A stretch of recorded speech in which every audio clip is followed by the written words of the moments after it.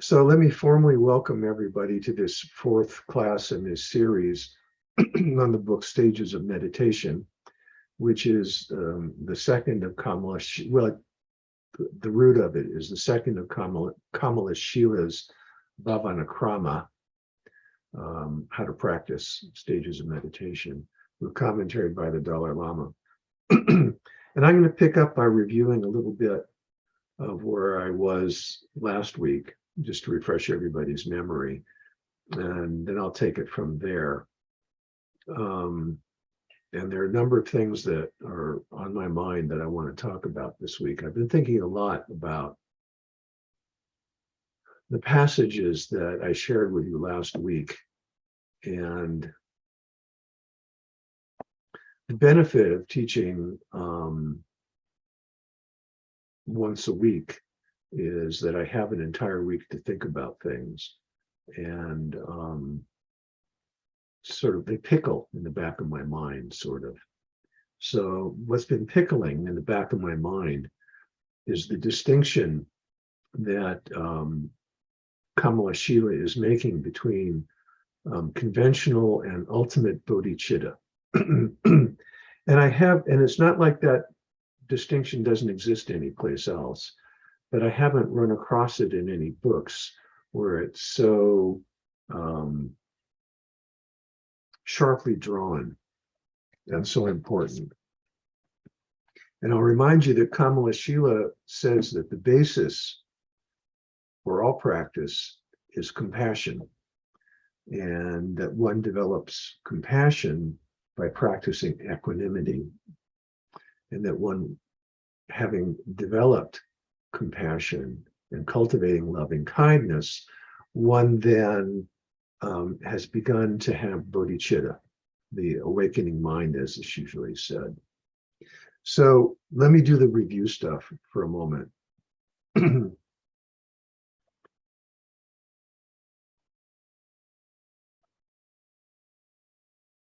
So here on page 67 of the book, Kamalashila says, bodhicitta is of two types, conventional and ultimate.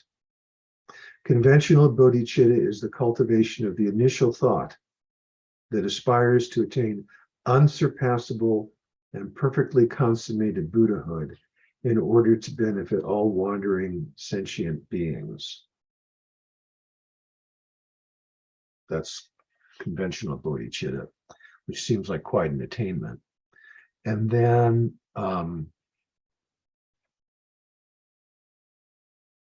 ultimate bodhicitta is defined on page 78. Kamalashila says, ultimate bodhicitta is transcendental and free from all elaborations.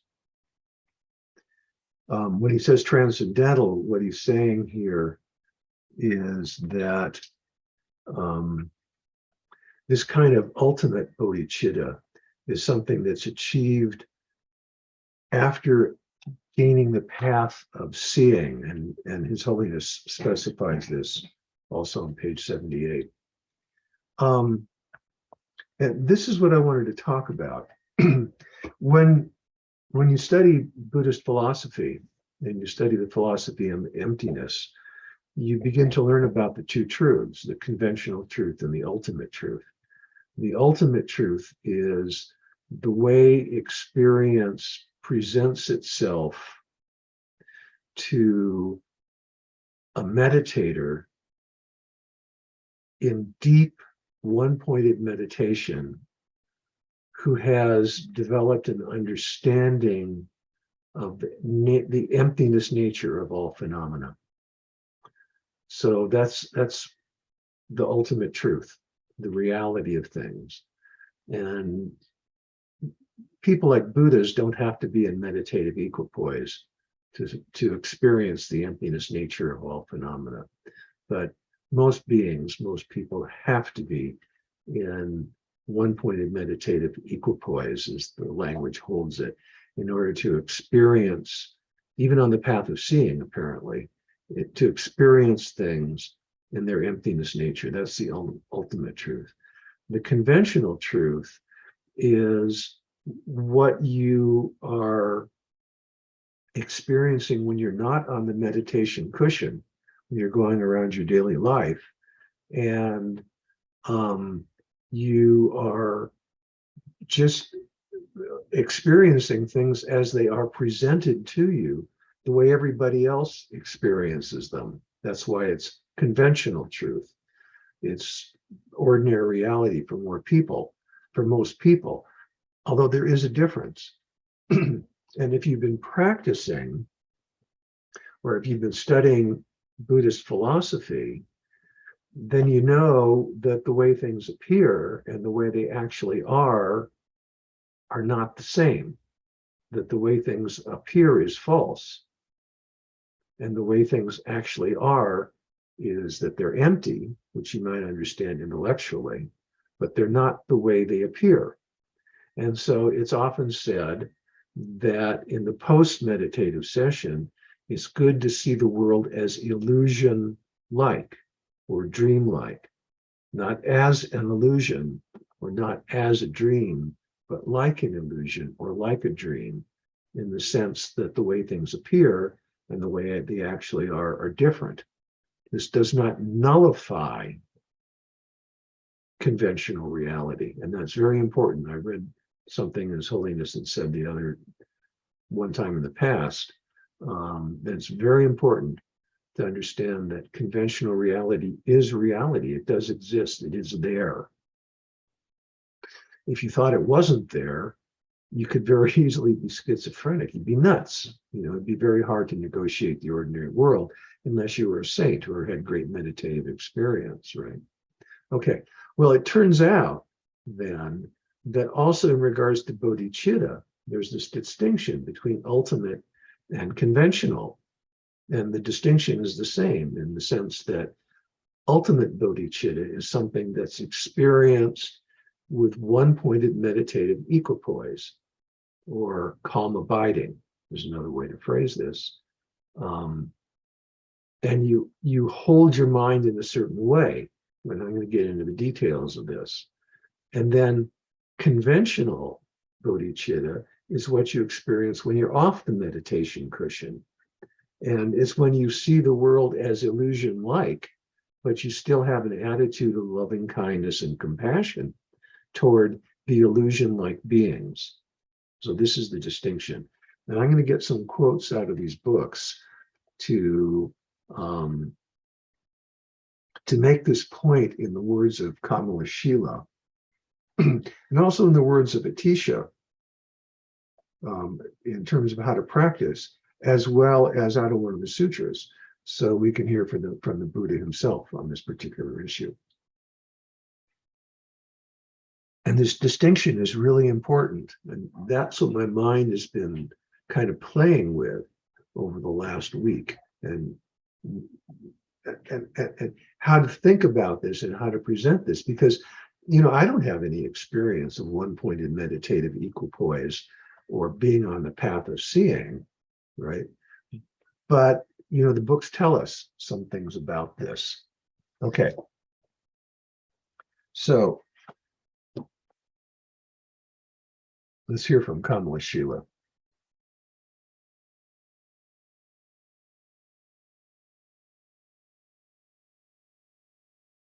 In regards to this ultimate bodhicitta, we're going to hear from His Holiness the Dalai Lama.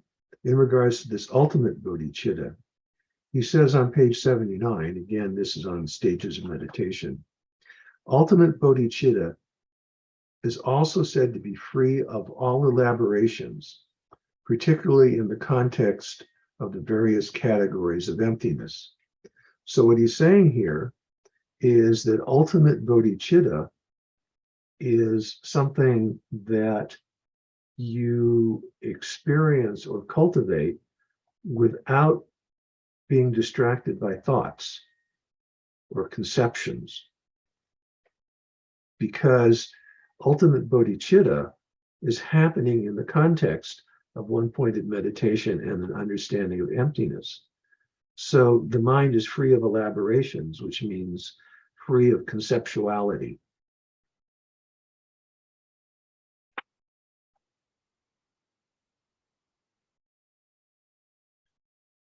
His Holiness goes on page 80. Ultimate reality or ultimate bodhicitta is described as extremely clear.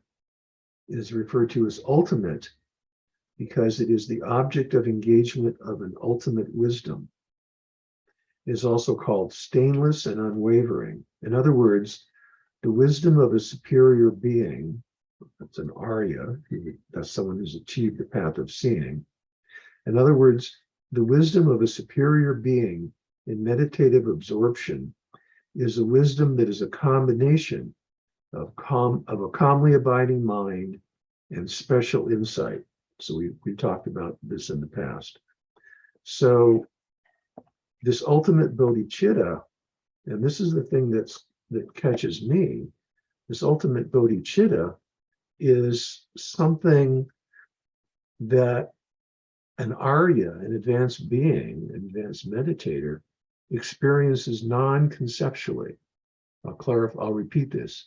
Something that is experienced non-conceptually, because the Arya is on the path of seeing.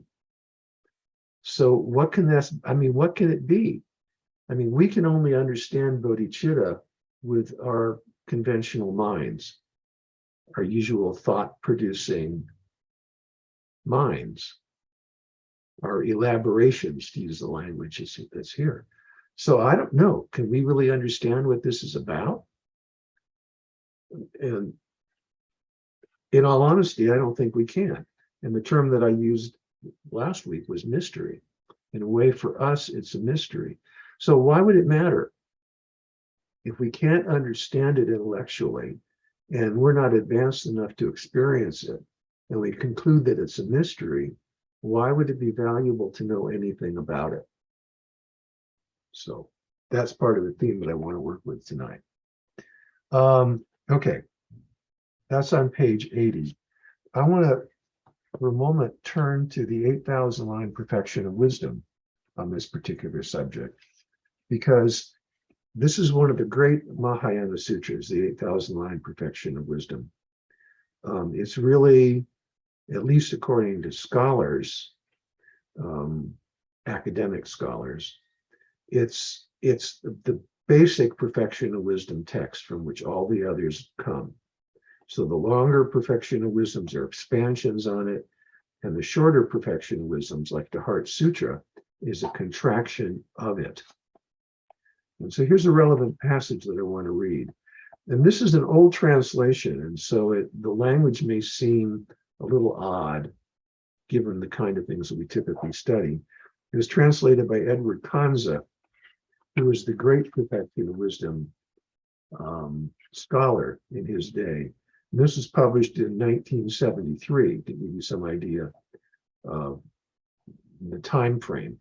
Because in 1973, there weren't really a whole lot of good Dharma books out, to be honest, if you get right down to it.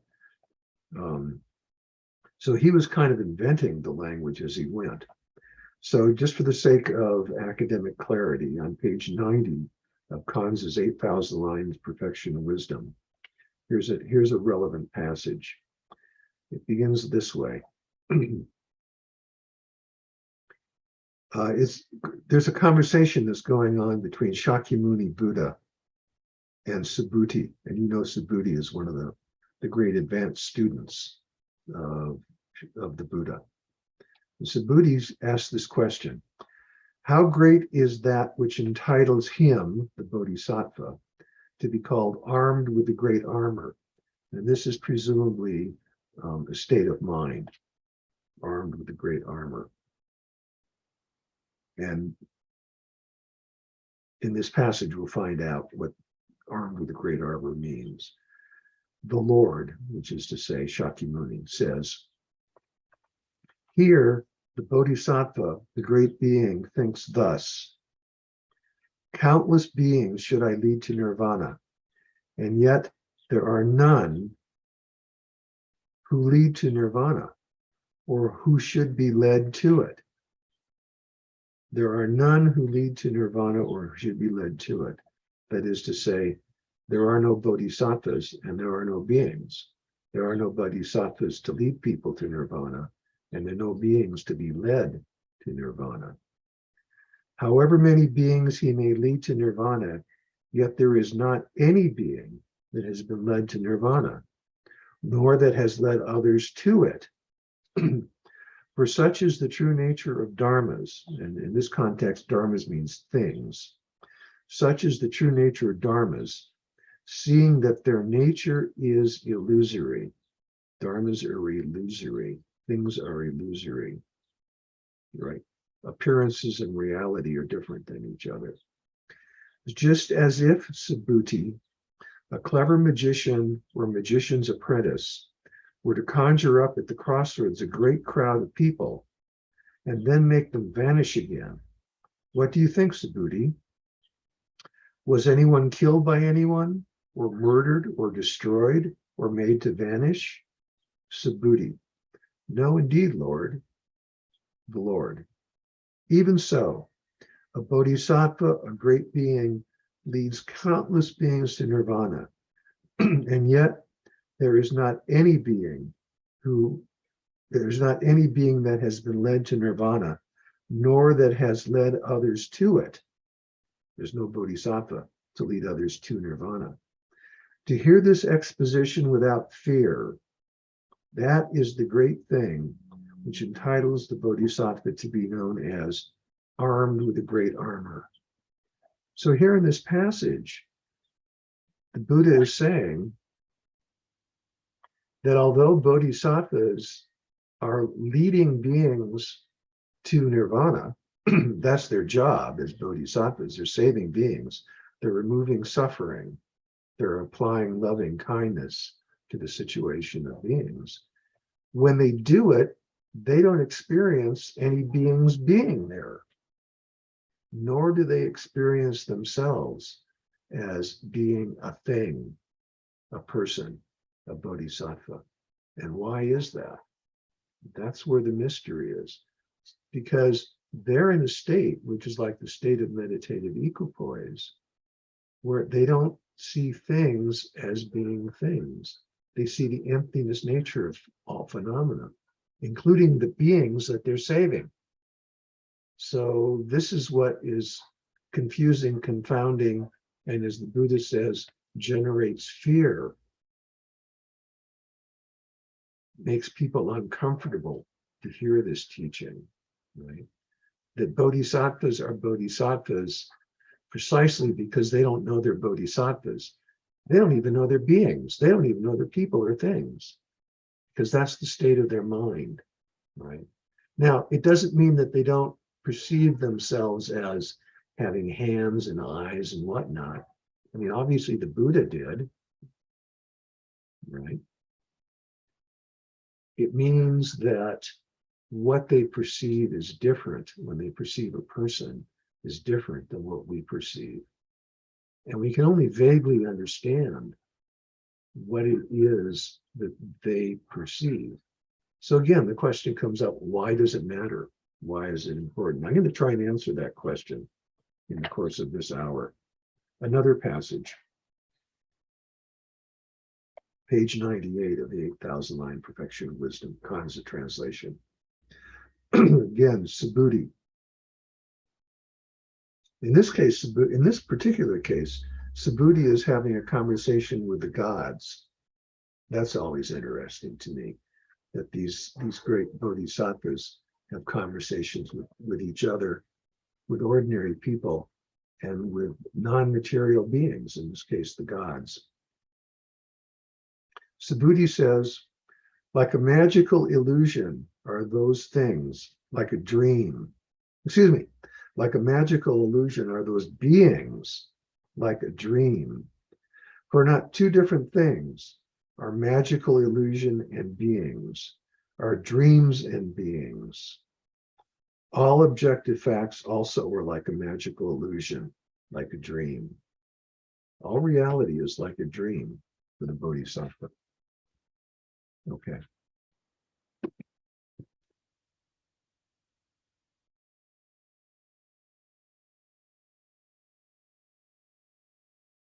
So, what's going on in their minds? minds of the Bodhisattvas? What's going on in the minds of the Aryas? What's going on in the minds of any practitioner who's achieved one point of concentration, mental equipoise? How are they practicing bodhicitta? That's the question.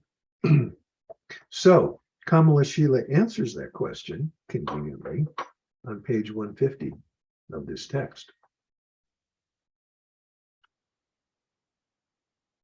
He refers to a teaching, which is the Akashyamati Sutra, which says, what are a bodhisattva's skillful means and what wisdom is actualized, which is to say, skillful means, that is compassion in action. What is the bodhisattva actually doing? What's on his mind? If he has anything on his mind.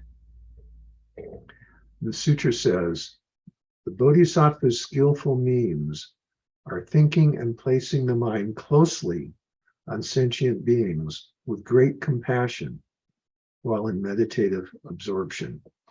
So somehow the Aryas, the great beings, while they're in meditative absorption, one-pointedness, can generate the idea, as it were, maybe idea is a bad word, but generate some notion or something about beings and hold beings in compassion.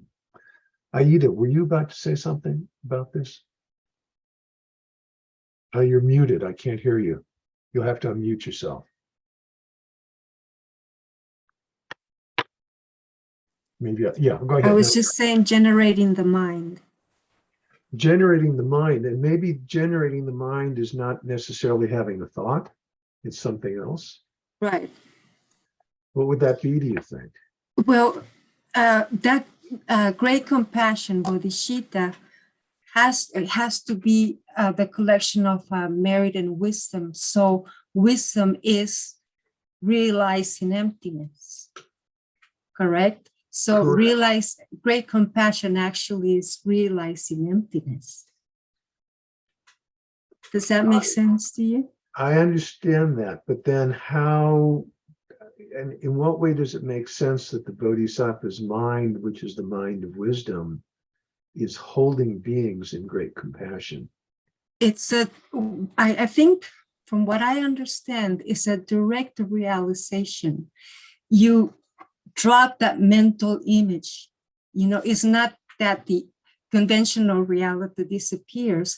With that conventional reality, there's no emptiness. So it's the object and subject. I'm not sure how to say it, but they blend together, they mix together. That a duality disappears when the bodhisattva is having. And also compassion is seen as the seed at the beginning, the water in the middle, and the harvest at the end. So compassion is always there. Does that make sense? That makes sense. And so that attitude, as it were, of compassion, or that motivation, or that intention is there, even if mental imagery is not there, even if elaborations are not there. Is the fuel, is the heartwarming love before generating compassion, and then great compassion that keeps this going. So remember, loving kindness is at the heart of all this.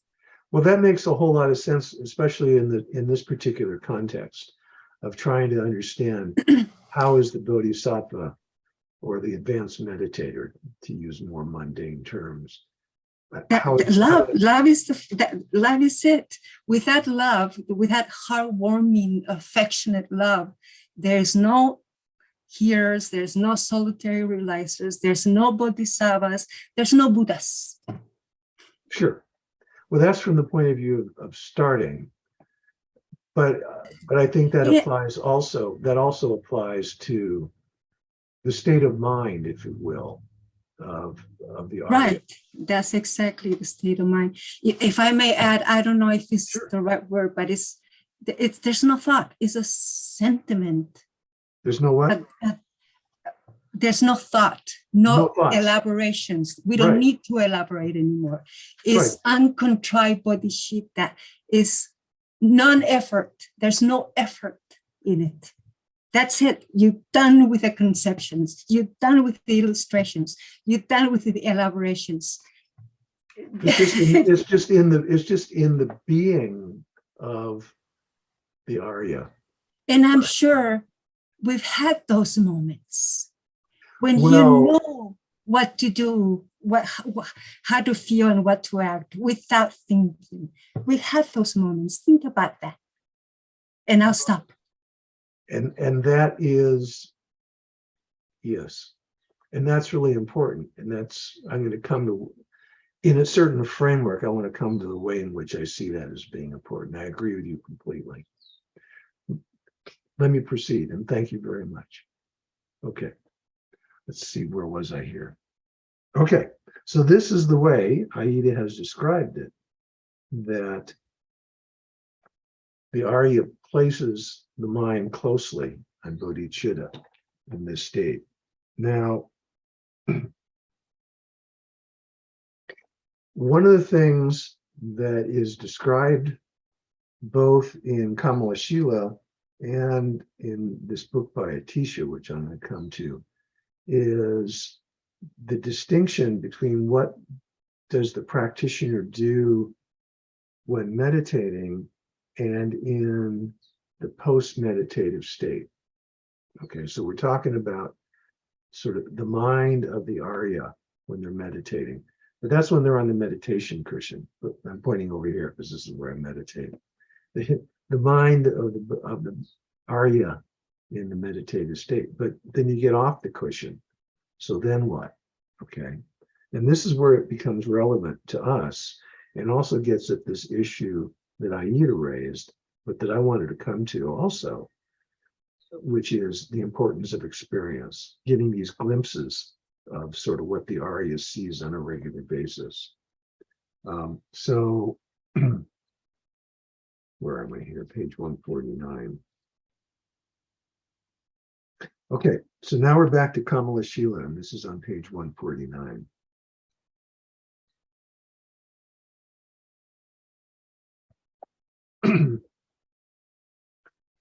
While you are meditating on transcendental wisdom, or while you are in deep meditative absorption, you cannot engage in skillful means such as practicing generosity, because there are no objects to practice with, right? There's only the unitary state of mind, subject and object fused, as Aida was talking about. But skillful means can be cultivated along with wisdom during the preparatory and post-meditative periods. That is the way to engage in wisdom and skillful means simultaneously. So what he means by this is that when you're not meditating, you can take your intellectual understanding of emptiness and apply it to what's going on in the world around you. You can remember that things are empty and that there's a distinction between appearances and reality. Remember, I told the story of my teacher, Taratuku. He'd be walking along, and every few minutes he'd snap his fingers. And I asked him, why are you doing that? And he said, to remember emptiness. That was him in the post-meditative session. That was him in the post-meditative session, remembering emptiness. But you can also remember skillful means, which is to say, compassionate behavior, loving kindness, generosity, all the perfections. You can practice those things in the post-meditative session because you can't exactly practice them in deep meditation because there's no subject and object. Now, Aida's explanation of what's going on, which I think is good and holds water, is it's in your nature to be compassionate at that time. But you can't actually, according to Kamalashila, you cannot in that state actually have the image of someone that you're going to be compassionate toward. or even the whole world of beings that you're going to be compassionate toward. Because in order to do that, then you've got to have an object, which is separate from you as a subject, and you're no longer in that deep one-pointed state. However, your being can still be a loving kindness being. Okay, so more about how you practice, and therefore go back and forth between the post-meditative state and the meditative state. And part of the importance here is that what you do when you're off the meditation cushion supports what you do on the meditation cushion. And what you do on the meditative cushion supports what you do off. They're mutually reinforcing in certain kinds of ways. And so Atisha elaborates on this. So hold on a moment. I'll have to be careful that I don't lose my voice. I have a lot to say this evening. And if I lose my voice, I won't get it said, which will be distressing to me. Okay.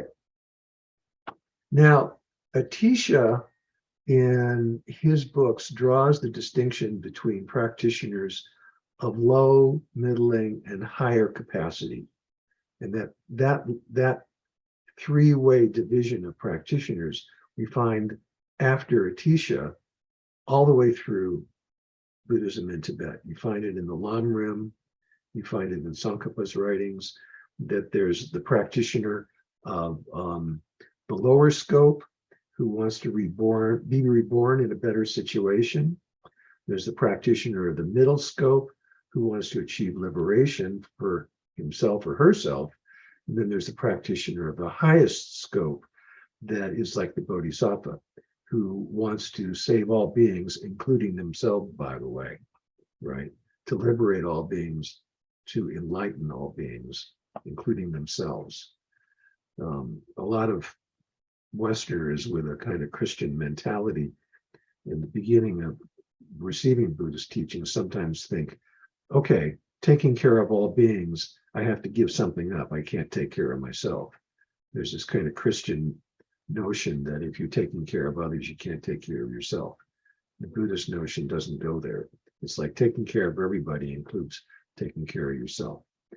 So I'm going to read a long passage from Atisha, and this is his text, which is called Stages of the Path to Awakening. Sound familiar? That's an Atisha text. And the translator says this is not very well known in the West.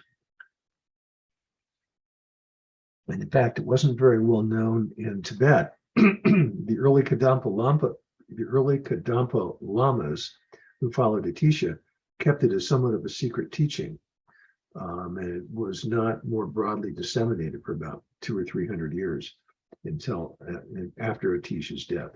But let me read through this because it's very clearly explanatory of how the Arya, the advanced practitioner, walks this razor's edge, or does this balancing act of, experiencing reality in meditation, and then how do they behave in the illusion-like world?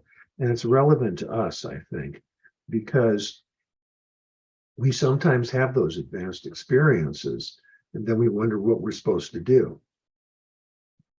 Okay, Atisha.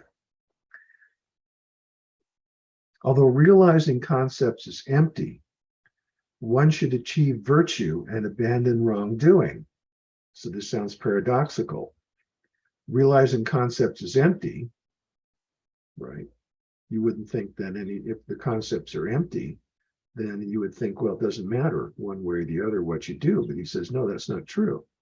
This is going to be relevant also to Kamalashila's critique of the Hvashams. So keep this in mind, which I'll get to at the end of my talk. Although realizing concepts is empty, one should achieve virtue and abandon wrongdoing. Even though realizing the equality of self and others, one should benefit others. Although abiding in the condition of equanimity, keep to secluded places. So, right, if you're experiencing equanimity, you would think that whatever goes on in the world wouldn't bug you. You wouldn't be attracted to things or repelled by things. So you could go ahead and be in the world, no problem. But Atisha says you should still keep the secluded places.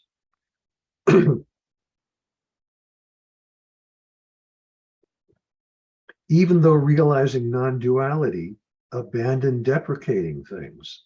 Again, you may have achieved non-duality, but don't depreciate things, don't deprecate things in conventional reality. Although being without hope or fear, abandon wrongdoing and achieve virtue. Although attaining the result, the three bodies, keep in accord with others, which is to say, wow, you've achieved enlightenment, you're realized. Don't go off on your own and just sort of sit there in bliss. Stay attuned to others. Stay concerned about others. At all times and occasions, eliminate wrong view. As the activity of a beginner bodhisattva, beginner baby bodhisattva, is not actually able to achieve great benefit for others, through contemplation, abandon one's own concern and achieve others' welfare. Now, this is really important, I think. So I'm going to repeat it. As the activity of a beginning bodhisattva is not actually able to achieve the benefit of others, in other words, you can't help others really, through contemplation in meditation, abandon your own concerns and achieve others' welfare. So you hold their welfare in mind in meditation, even if you can't really benefit them out in the physical world, because you're not really developed enough to know what beings really need. Now, he's going to, certainly you can give them things, right? You can feed the hungry, clothe the naked, this kind of thing. But in terms of really deeply being able to benefit beings, which is, from the Buddhist point of view, teaching them the Dharma in ways that they will understand it based upon their unique needs, because you have that level of wisdom, right? You can't do it yet. So you hold their welfare in mind when you're meditating. And that's the way you practice as a bodhisattva. He goes on, what is the use of generating the awakening mind if one does not achieve others' welfare? With activity of body, speech, and mind, setting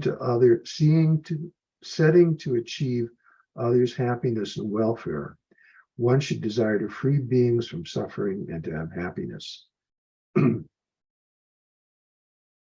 this way, when equalizing oneself and others, one should accomplish as much as one can the welfare of others. So this is all being done mentally at the conventional level. Furthermore, I really am afraid I'm going to lose my voice.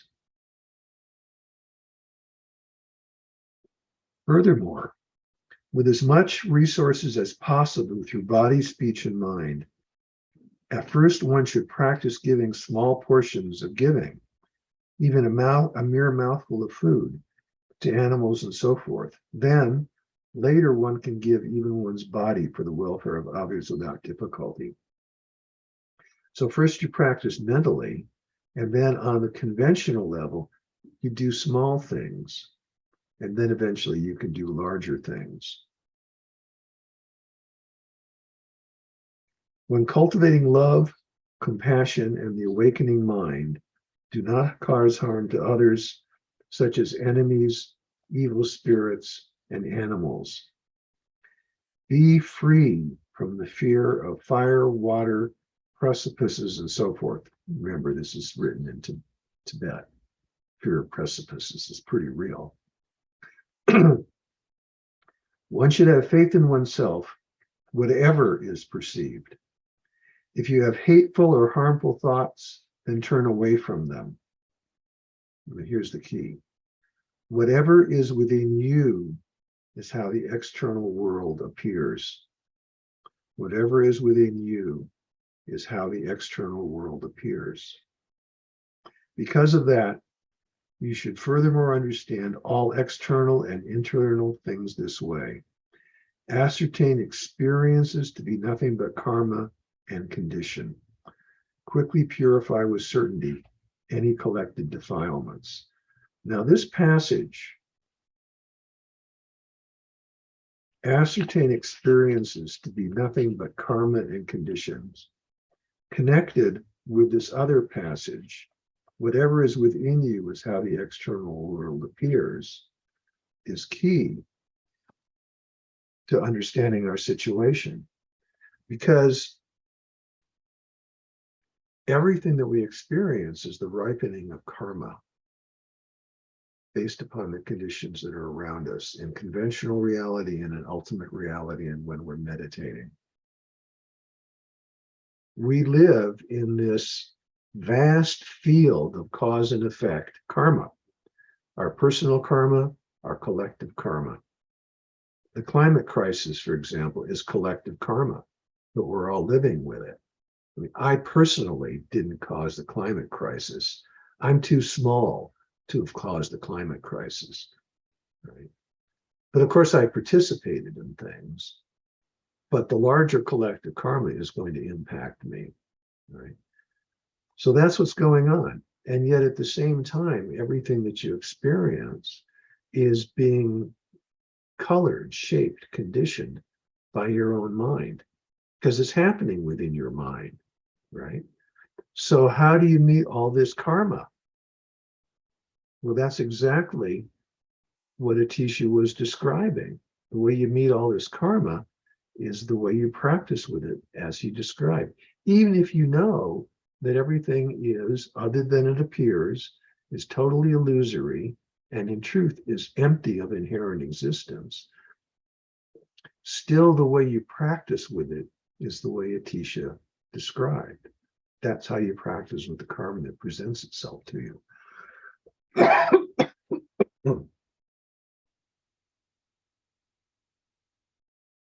So that's really important. Okay.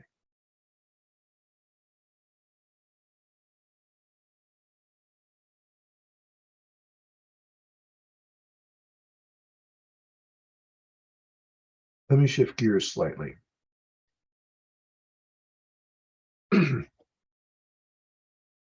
When I started studying Buddhism, I was primarily interested in Buddhist philosophy, in the philosophy of emptiness.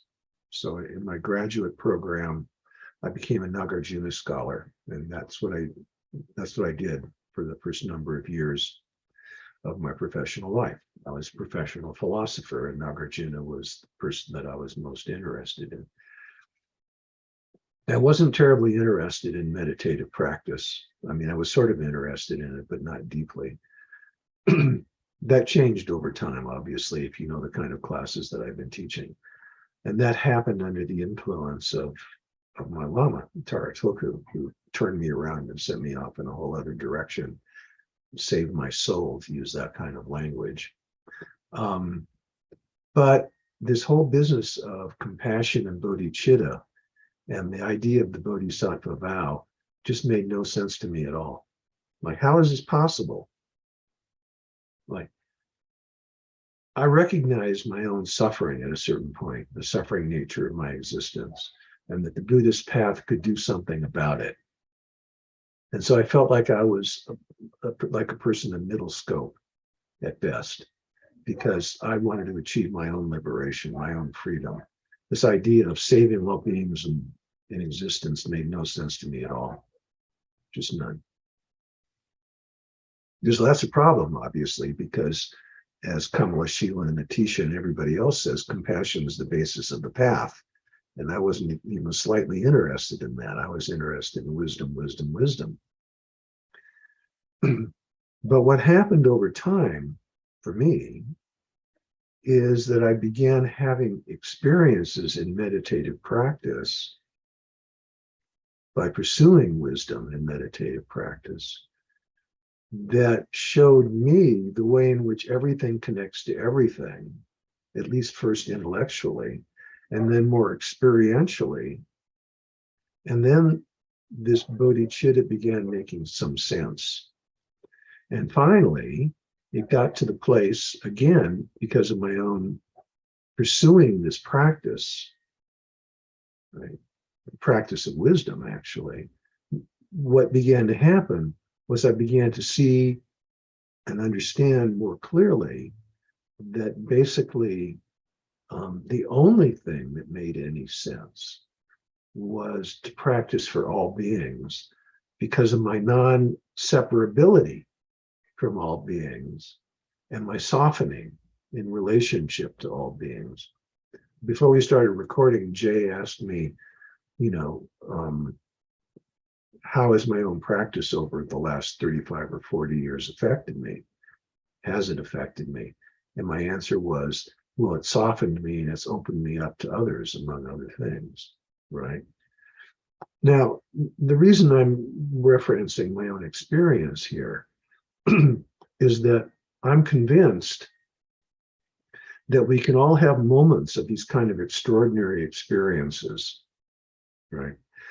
The stuff that's described as being the condition of the Arya, who's on the path of seeing, that may not be something that we experience in our lifetime as our state.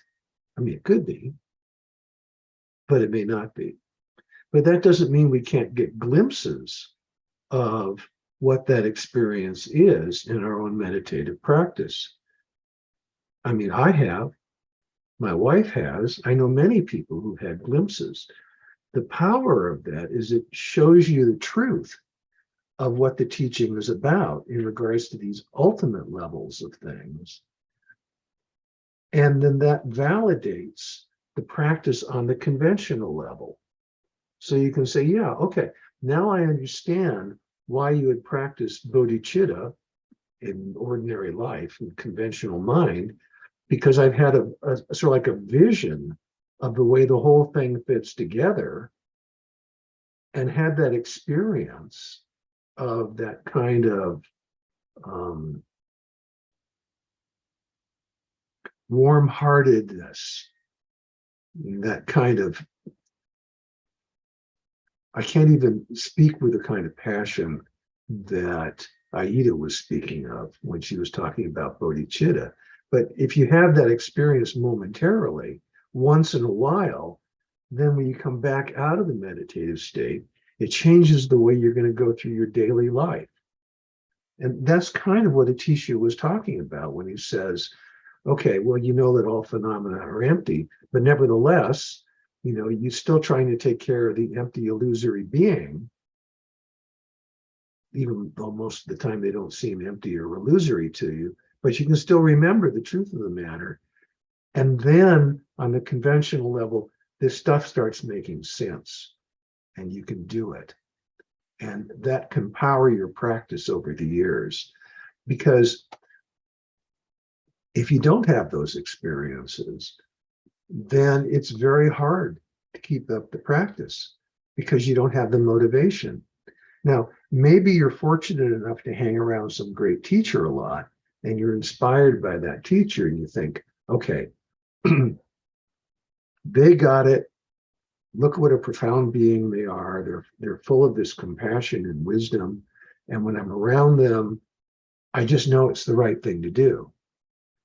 But then you spend weeks and months when you're not around them. So what keeps you going, right? Well, it could be the memory of your great teacher, but it can also be your own experience. And then these things are mutually reinforcing because what you do off the meditation cushion supports what you do on the meditation cushion.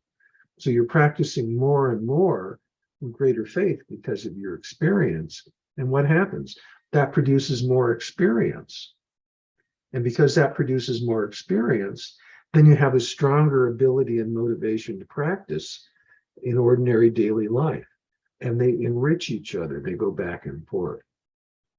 But the key is starting to have some experience. And that's my sense of things. And sometimes it's just a hard slog to get there. And that you just have to have some level of faith. So faith is kind of a nasty word, especially anybody coming out of the Christian, particularly a Catholic tradition. Faith is a really nasty word. But the value of being around a great teacher is that you can be inspired. You can have the faith because you can see what kind of beings these people are. and they can inspire you, motivate you. Okay, I want to be like that. I mean, that's the wonderful thing about being around somebody like the Dalai Lama. Now, most of us don't have that opportunity. I've been really fortunate. I've had that opportunity. I've attended many of his teachings. I had quite a number of private meetings with him. And he's, so it's very inspirational. But actually, anybody can have these experiences because his teachings are recorded. They're on the internet. I mean, it's almost like you can meet him, via Zoom and what have you. And, you get a feel for him, a sense of him, and that can motivate you. So anyway, but that's a key thing, getting the experience. And then you can kind of go back and forth between these different situations, the meditative state and the post-meditative state. Okay. There's one other thing I want to say about daily life and conventional experience. In this context, in the Buddhist context, they usually are saying, well, okay, so now you practice the perfections as best you can in the post-meditative state. You practice generosity. If you don't have a lot of money to give or goods to give, then you practice generosity of mind. You practice friendliness. Everybody can be generous with their heart. One of my practices is trying to make the checkout people at the supermarket feel good when I'm checking out with them, like joke with them or what, having a hard day. I mean, treat them as human beings and make them feel good, right? So that's an ongoing practice of mine. Don't treat them like just a machine that's, ringing up the goods. There are many things that we can do to be generous-minded. There are many such perfections that we can practice, but there's something else that we can practice. And I don't see this any place in the Dharma literature. And I think it's an interesting omission. Omission. It's an interesting omission. And I think it might have something to do with the fact that so much of the literature is monastically oriented. The other thing that we can practice in daily life is art, A-R-T. We can make the world beautiful, right? There are all kinds of ways to practice art. And the Navajo are very smart about this. The Diné people, to use their language, as they say to each other, walk in beauty. Beauty is the way, all right? Making the world beautiful for yourself and for others through every kind of art, whether it's cooking, landscaping your front yard, the clothes you wear, any of this kind of thing. Making the world beautiful is another kind of practice in the conventionality of things, which improves everything for everyone and for yourself especially. I spent the morning moving rocks around in my garden to locations that made them look beautiful.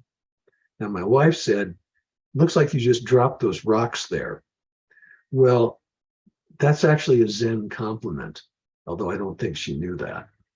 Because, Zen is about, in a certain sense, being so perfected at something that it looks like you can be absolutely without artifice when you do something. And if a pot cracks, it cracks in the perfect way. Only because you're the perfect potter is that okay. Well, I'm not the perfect rock mover, but nevertheless, I like moving rocks and I like arranging them. And this morning, my wife said, well, I hate to tell you, but when you made the change it still looks like you just dropped the rocks there. And I thought, great, that's perfect. But anyway, we can make the world beautiful. That's art. Now, my wife has taught me about that because she's a great artist. So I have to confess to who my teacher is, but there you have it. We can all do that. And unfortunately, for reasons, as I said, I don't really understand, this kind of attitude of artfulness does not appear in most of the Dharma literature. And I think it's an unfortunate omission because for those of us who live in the ordinary world, it is a way to practice as far as I'm concerned. Okay. Now, having said that, I want to finally turn to one other thing, and then we'll wrap up the evening.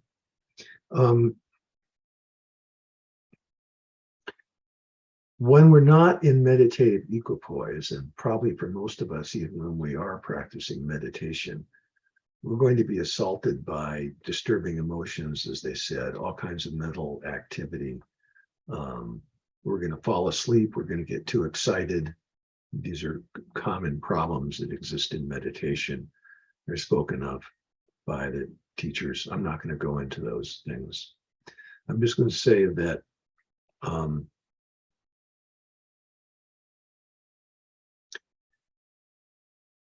even if we have great experiences once in a while of emptiness or bodhicitta or loving all beings, even if we have them frequently, when we're not meditating, we're still going to be dealing with disturbing emotions and questionable thoughts.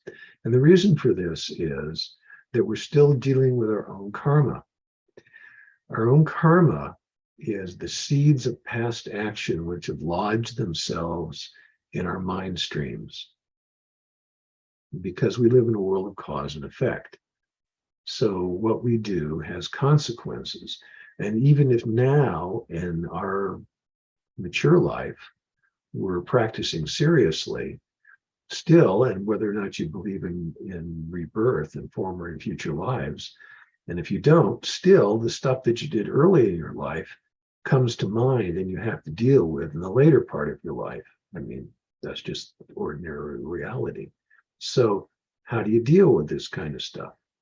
Well, there are all kinds of practices within Buddhism for dealing with this kind of stuff. Equalization of self and others, seeing the empty nature phenomena, seeing that it's all karmic energy. I mean, there's a whole list of things that we can do. And I'm not going to go into that whole list. But those things are still going to occur. I mean, there's a Zen saying, for what it's worth, because I'm getting into Zen, so now I guess we'll have a Zen saying here. Before enlightenment, chop wood, carry water. After enlightenment, chop wood, carry water, which is to say, you're still in the world, right? Now, Kamalashila was addressing this problem in a very interesting way. And the way he was addressing this problem was, in his time, there was contention between Chinese Buddhists and Indian Buddhists over how to practice. And the Chinese Buddhists that were in Tibet at that time, so now we're talking late 8th century, early 9th century, and presumably there was a debate between the Chinese and the Indian Buddhists, which some scholars now call into question. But the point of contention was the view that this particular group of Chinese practitioners had, which was, if you just see into the nature of your own mind and stop the thinking process, you're home free. You've achieved enlightenment. And Kamalashila says, not so. And I want to turn to a passage at the beginning of this book from His Holiness on this particular subject, because then I'm going to quote Kamalashila. Because this is relevant to our own practice, not just because we may or may not practice Zen. The three parts, this is His Holiness. The three parts of the stages of meditation, this is the Bhavanakrama that we're talking about, were written in Tibet, and the Chinese Fashang became the catalyst for the composition. So this Fashang was some sort of Zen practitioner, but I don't know what kind. There are many schools of Zen at the time in China. Actually, it was called Chan in China, which was Chinese for dhyana, or meditation. The content of his general philosophy is a different matter, but the Chinese Fashang's interpretation of the Buddhist view was definitely mistaken. This is the Dalai Lama. Acharya Kamalashila wrote this text to preempt the advancement of those wrong views. What we may note here is that the great beings in those days exhibited much scholastic and moral strength. He's talking about Kamalashila. They used very refined language while refuting wrong views and didn't target their opponents as individuals. So you have to know when you're reading in Kamalashila, when he's being critical of something, that he's being critical of the Fashang, a certain Zen view. Not all Zen views, that's important. I want to make this clear. But of a certain view, he's being critical of that and why he's being critical of that. And I'm going to just sort of give you the trailer in advance of the movie. The reason he's being critical of that is that he's saying that in their mode of practice, they do not remove the karmic traces, the kleshas.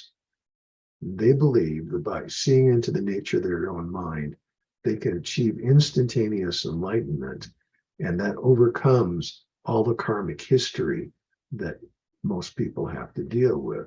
And Kamalashila says, sorry, it doesn't work that way. Because you can see into the nature of your own mind and the light bulb can go off. But unless you practice wisdom, which analyzes the true nature of phenomena, you cannot remove the karmic seeds. And this is the whole point. This is the distinction. And this is the point that Kamalashila is making. So let me read specifically what Kamalashila has to say about this, because it's relevant to our practice. How so? Well, you can be sitting on a meditation cushion and bang, the light bulb goes off and you realize you're a Buddha and you could think, ha, I'm free. It's all over. No more problems. You get off the meditation cushion and the first thing that happens is this dogs start barking in the yard next to you. And instead of meditating, all phenomena are empty and you're pacified. What happens?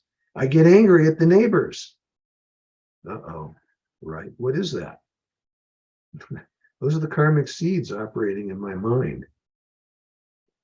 By the way, unfortunately, I have that experience all too frequently. Page 82, Kamalashila. Yogis cannot eliminate mental obscurations merely by familiarizing themselves with calm abiding meditation alone. All right. It will only suppress the disturbing emotions and delusions temporarily.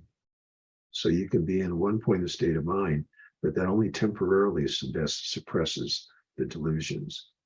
Without the light of wisdom, the latent potential of the disturbing emotions, those are the karmic seeds, cannot be thoroughly destroyed, and therefore their complete destruction will not be possible. For this reason, the unraveling of the Thought Sutra says, concentration can suppress the disturbing emotions properly, and wisdom can thoroughly destroy their latent potential. So you can suppress them, but only wisdom will destroy the latent potential, the seeds. That's why wisdom is so important. Okay. Page 134 of the stages. Again, Kamalashila. Those who do not meditate let's try this again. Those who do not meditate with wisdom by analyzing the entity of things specifically, but merely meditate on the elimination of mental activity, cannot avert conceptual thoughts, and also cannot realize identityless because they lack the light of wisdom. All right? So you can suppress the mental activity, but until you've achieved wisdom, even in one-pointedness, the mental activity will come back as soon as you get out of that state of mind. If the fire of consciousness knowing phenomena as they are, that's the truth, is produced from individual analysis of suchness, that means understanding emptiness, then like the fire produced by rubbing wood, it will burn the wood of conceptual thought. The Buddha has spoken this way. What this means is rubbing two sticks together produces fire, and then the fire burns up the two sticks. One stick is the wisdom mind, the other stick is phenomena. You hold the understanding of phenomena with first conceptually and then with the wisdom mind, and it burns up both. And what's left is non-conceptual direct understanding. No concepts required, because the concepts burn up the false objects. Maybe I didn't say that too clearly. All right, last passage. It has been explained very clearly that through mere elimination of mental activity, without examining the identity of things with wisdom, it is not possible to engage in non-conceptual meditation. Ultimately, the mind won't stop. You can suppress thoughts for a while, they'll come back.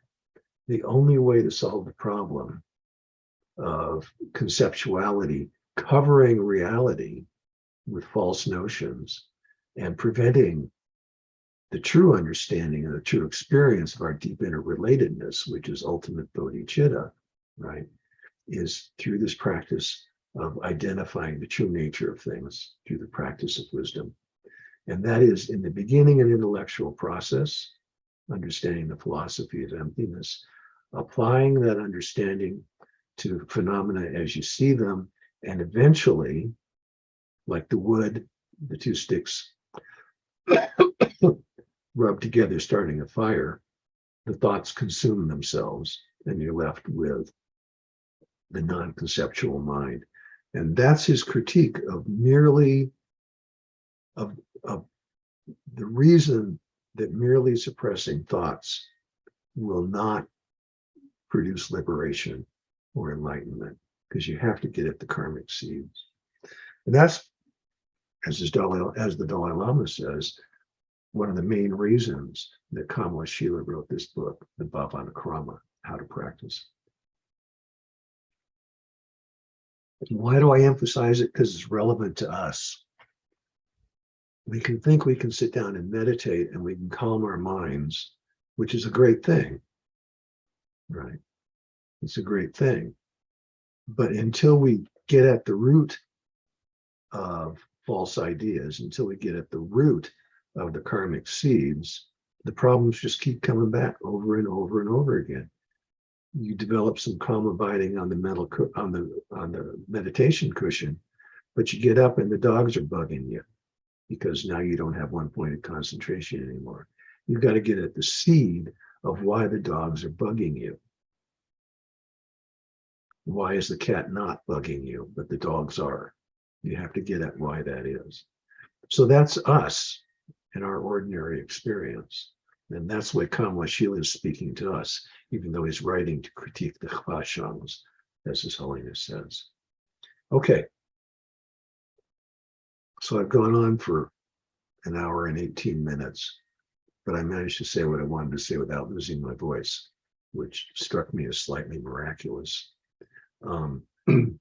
So this is where I'll wrap things up and wrap up with Kamalashila. If there are questions or something you would like to discuss, that would really be great. I'd appreciate that. Aida hauled me out of a weird spot where I couldn't explain things with her great explanation. So maybe we can pursue things in some way here. If not, then I'll sign off and make dinner. Aida, so unmute yourself, please.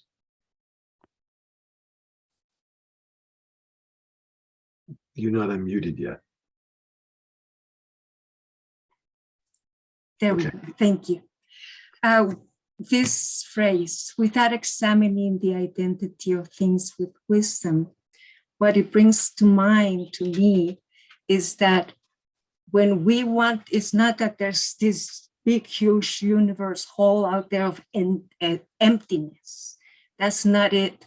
We need a basis. We need an object of to identify an object and focus on that. And once we realize the emptiness of that object of meditation, then we realize the emptiness of all phenomena.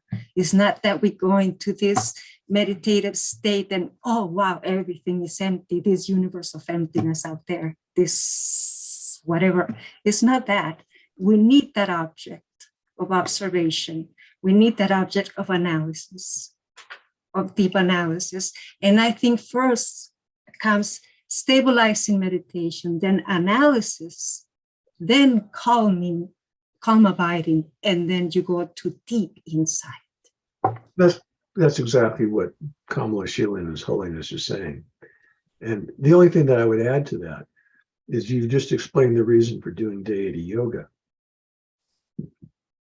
Deity yoga, like meditating Avalokiteshvara, produces the mental state, produces the mind of attentiveness to Avalokiteshvara, the compassionate mind, because that image carries a certain energy. The image of Avalokiteshvara carries a certain energy, which is the energy of compassion. And then you meditate the emptiness of that object, which is Avalokiteshvara, which is actually an aspect of yourself, and in exactly the way that you're talking about it.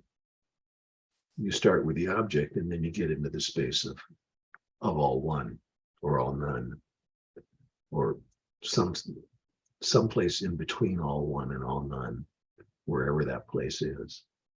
Okay. I guess I don't want to have the last word, though. Is there more that you want to say, Aida? I have that bad habit. I'm good. Okay. Thank you. All right, everyone. I'll be back the month after next. Have a good whatever. Thank you for coming.